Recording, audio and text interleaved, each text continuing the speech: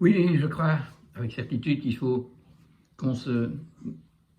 concentre un peu à remettre pas la déontologie, je voulais dire l'ontologie des mots en ordre. Parce que depuis la Deuxième Guerre mondiale, comme je trouve ça la charnière vers la décadence, nous avons employé pour tout des mots dans d'autres contextes. Par exemple, on dit lait, et c'est du lait passé à ultra haute température, tout à fait stérile, tandis que la loi du lait, en biologie, la langue de la biologie, de la vie, c'est que le lait, quand il est tiré du sein pour être tout de suite dans la bouche du bébé, hein, que ce soit ce bébé-là ou le bébé de l'éléphant ou le nôtre, eh bien, il est directement dans le meilleur de sa fonction, sa force éthérique, astrale, pénètre et la force anatomique et la force physique prend sa place dans tous les tissus de cet enfant ou de ce bébé qui boit du lait directement du sein. Mais évidemment, dès que nous avons découvert, en domestiquant les animaux sauvages, par exemple, prenons un bison sauvage, la femelle n'a jamais été trait, mais une fois qu'elle est devenue domestique, eh bien, on fait d'un bœuf ou d'un taureau qui puisse tirer la charrue et retourner la terre. Donc il y a donc une liaison qui se fait, une alternative pour l'animal qui devient domestique, parce qu'apprivoiser, c'est pour accompagner l'homme qui, on l'espère, suit la loi biologique, la loi des vertus éternelles, c'est-à-dire que une fois isolé de son niveau sauvage, il y a des nouvelles lois qui sont toujours découvertes au fait, puisque c'est la liaison que l'homme qui s'implante, qui se sédentarise dans un certain endroit de la planète, qui va y créer un peuple, qui va y créer donc des gens qui, en évoluant, ont appris comment une poule devient plus grande quand elle est domestiquée et quand elle est sauvage, parce que donc elle est mise à faire une œuvre qui n'est pas celle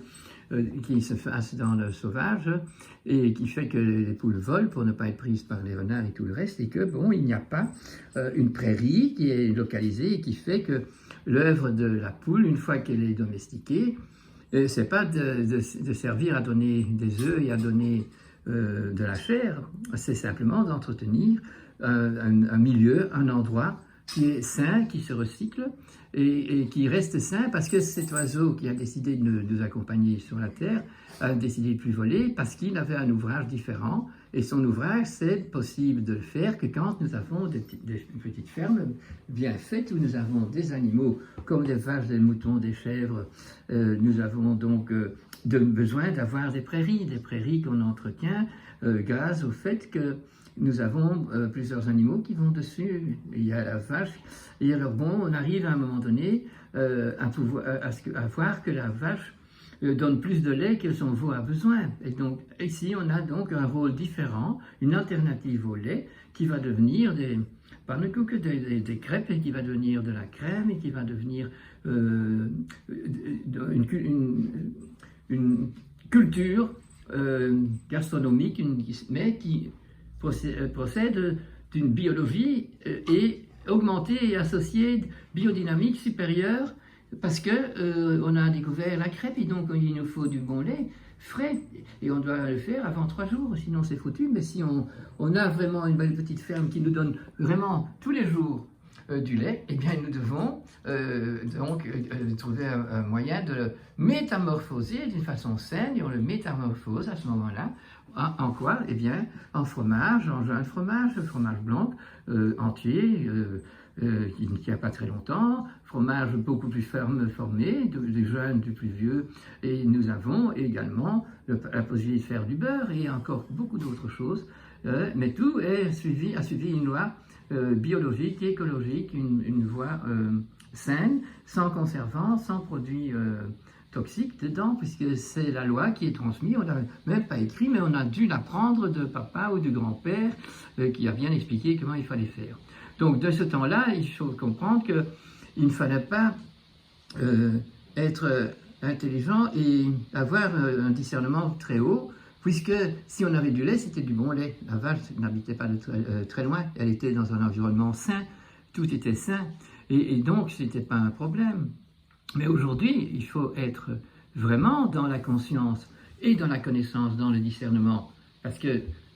nous devons maintenant faire un choix de ne pas acheter des produits qui ont subi, d'une façon légale même, des situations tout à fait aberrantes, et même pas aberrantes, criminelles même. C'est ce qui se passe maintenant. Les lois nous décrivent qu'une exploitation n'est pas tolérée et la forme dans laquelle nous faisons notre économie. Donc c'est mis sur des lois qui sont votées. Donc maintenant, l'homme qui a de la conscience, il refuse justement de manger de la viande de ces animaux qui sont enfermés dans des prisons, un peu comme on a prisonniers les Juifs par les Allemands. Nous ne pouvons pas tolérer ça. Nous savons que c'est mis dans la loi, et alors les contrôleurs pour les consommateurs, ben, ils sont du côté des exploitants, et simplement ils vont limiter, disons, les mauvais produits, les toxiques, à tel et tel pesticide, tel et tel engrais chimique, et pas d'autres, mais aucun de ceux-là ne sont bons. Et ça, ce sont des lois qui sont perverses. Et c'est dommage que nous obéissons à ces lois. Mais maintenant, nous sommes pris, parce que c'est tout un système de notre société. Si vous n'obéissez pas, vous allez en prison, vous avez des amendes. Et si vous voulez donc faire bien, vous aurez beaucoup de complications pour essayer de recréer maintenant une bonne ferme, puisque ça fait plus de 60 ans que tous les animaux d'exploitation ne se retrouvent presque plus dans une belle petite ferme ou dans un beau petit endroit où tout se passe d'une façon naturelle, avec l'amour, la relation avec les humains. On voit alors aussi que quand on a son bébé, on le promène, la fermière va près de sa vache et met le bébé à côté pendant qu'elle traite, et le bébé va caresser la vache, et tout se passe dans la paix, parce que c'est ce que nous avons fait à un moment donné, certainement, et que maintenant, ça fait trop longtemps qu'on n'a plus fait, et que parfois, quelque part, on retrouve encore une vieille petite ferme qui est en train de sombrer parce qu'elle n'a pas eu de subsides pour s'entretenir, et qu'elle est contrainte à ne pas être une exploitation, donc ne pas pouvoir faire concurrence, parce que le peuple va acheter dans des circonstances qui sont tellement dommages, mais tellement belles dans les rayons de ces grands magasins qui, eux, ont tout, et presque tout ce qui est, même s'il est marqué bio, n'est pas dans la logique du vivant, n'est pas dans la foi de la vie. Et c'est là que je veux dire, voilà, saint Thomas d'Aquin, c'est quand même un de ces grands penseurs, qui parle de la loi éternelle, universelle, la loi naturelle, qui n'est pas écrite, parce qu'elle est comme ça, la nature nous a toujours expliqué, mais ça fait quand même maintenant au moins 100 ans qu'on ne la connaît plus, cela. Et donc, nous devons maintenant nous remettre en question et observer que les lois que nous devons faire, c'est interdire tout ce qui est mauvais, tout ce qui est malsain, tout ce qui fait du mal, tout ce qui pollue, tout ce qui fait que notre planète est dans cette situation dramatique, qu'elle doit répondre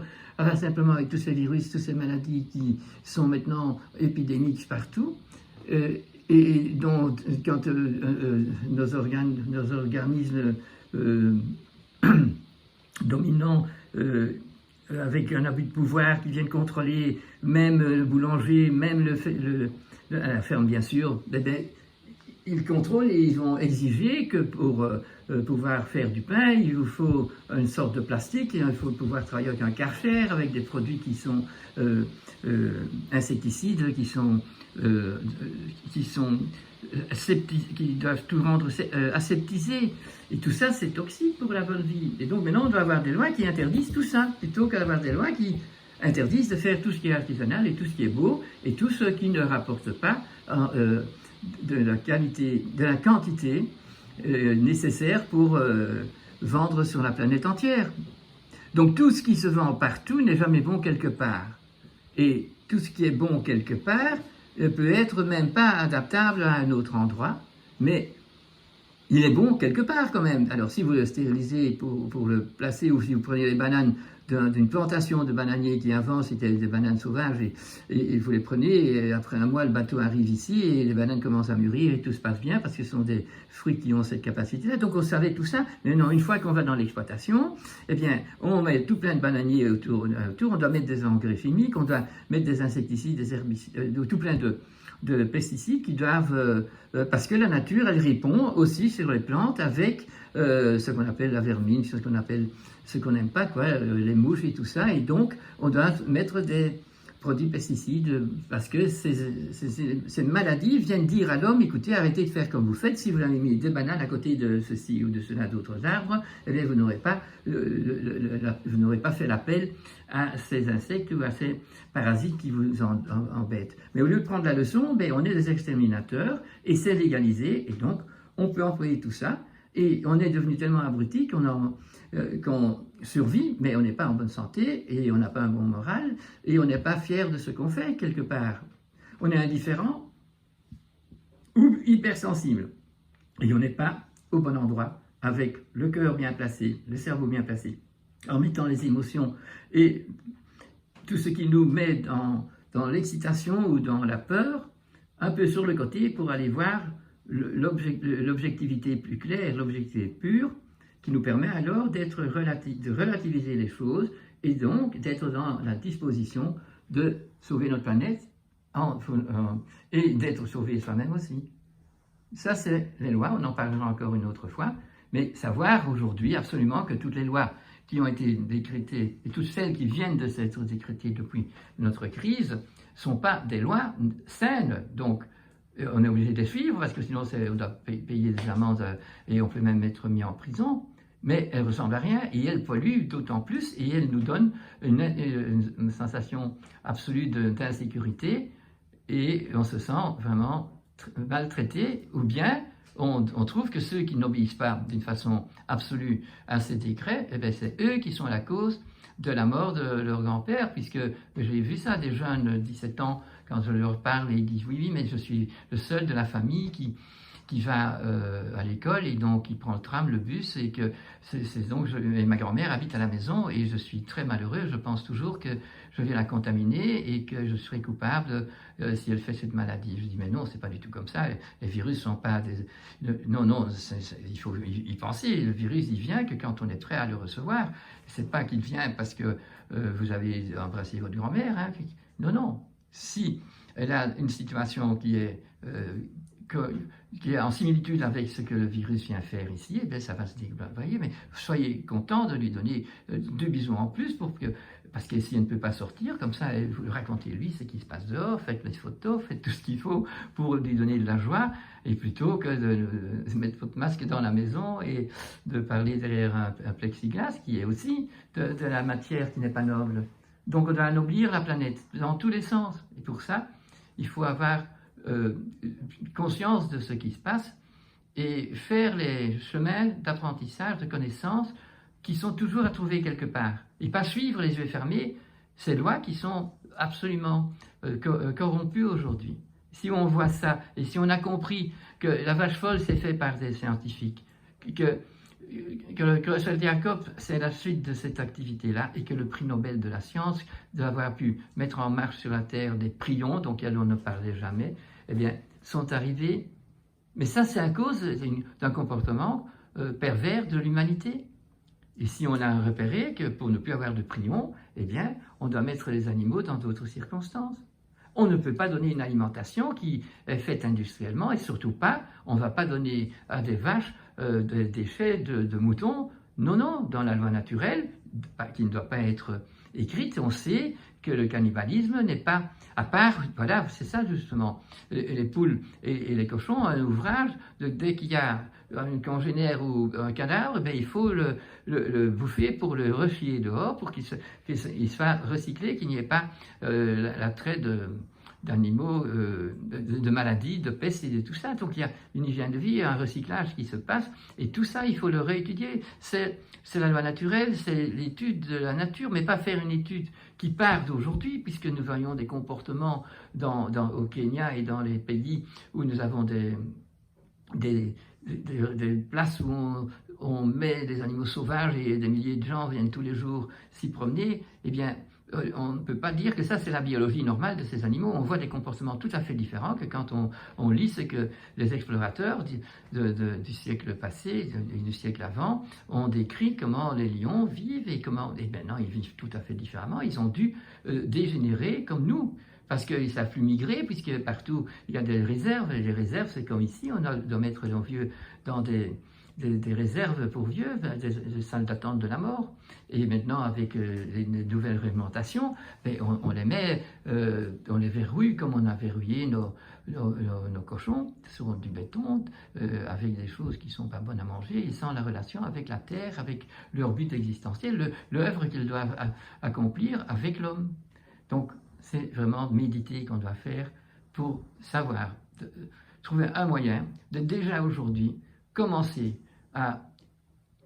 créer avec une grande créativité des moyens pour faire des choses qui sont cohérentes avec la nature, qui sont dans la logique du vivant.